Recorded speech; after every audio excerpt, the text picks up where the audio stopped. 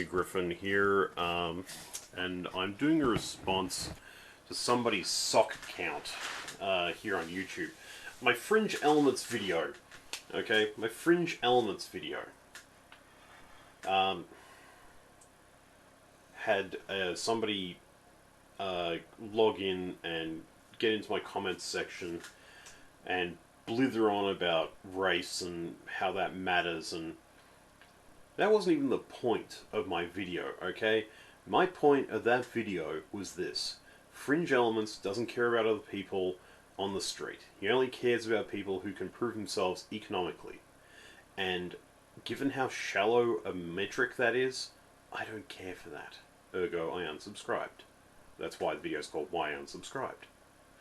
So, this guy, who I suspect is someone I've already blocked and is trying to use a stock account. I mean, it's only been up for a couple months, so, you know, I'm just putting two and two together here.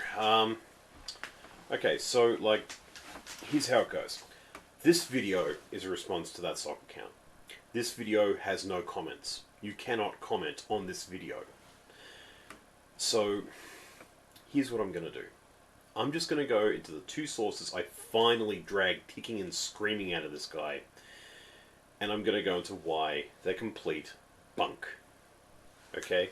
There is no gap in, quote, race, unquote. I put race in quotation mark because it isn't a proper scientific term. Okay.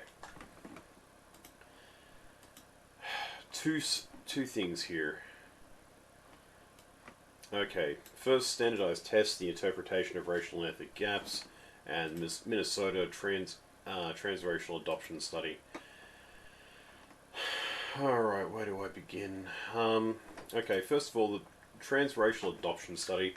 If you take kids who've been bounced around the foster families or gone through adoption, they don't tend to do as well in schools because the fact that somebody in their life during those infinitely formative years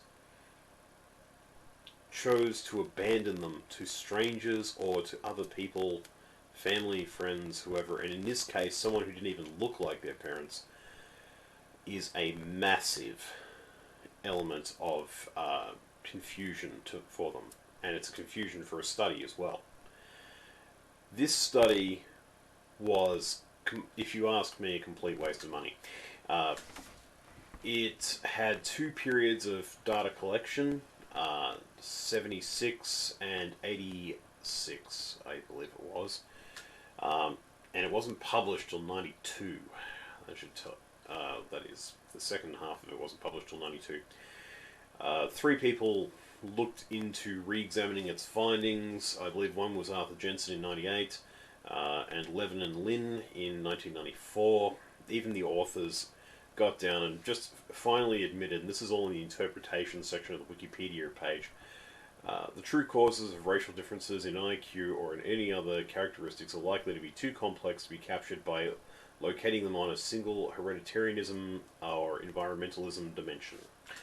That is citable. That is from Waldman, I.D., Weinberg, R.A., and Scar, S., 1994. Racial group differences in IQ in the Minnesota Transracial Adoption Study are applied to Levin and Lin intelligence, page 19, number 19, pages 29 through 44.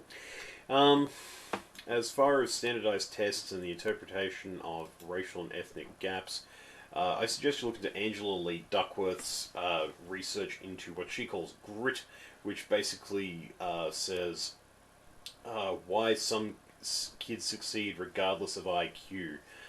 Then I highly recommend, from the same series of TED Talks, Sir Ken Robinson and his take on why standardized testing is good, yet modern schooling needs to be multidisciplinary to embrace the different kinds of kids out there, because modern schooling is based on the idea of uniformity, and that, quite frankly, just doesn't stack up with reality. So there will be no comments available on this video for the rational, nice individuals who like me. I apologize. However, if you know how just ridiculously loudly the race realists, which I agree with Hannibal Victor 13 should be called the real racists, whine about being proven wrong, well, you'll understand why I'm doing this. So, yeah. I'm sorry, guys. I've looked into it. There is no solid science behind it. Everything that you see that is held up is a misinterpretation of given data. It's always a game of shadows or a shell game around, I don't want to admit that I'm wrong. So, guys, seriously, we can all grow up and just admit that there's only motivation and untapped human potential and the people that get in the way of expressing that. Thank you very much for your time, and may whatever we believe in have mercy on us all for having to look into this again, because these people won't shut up.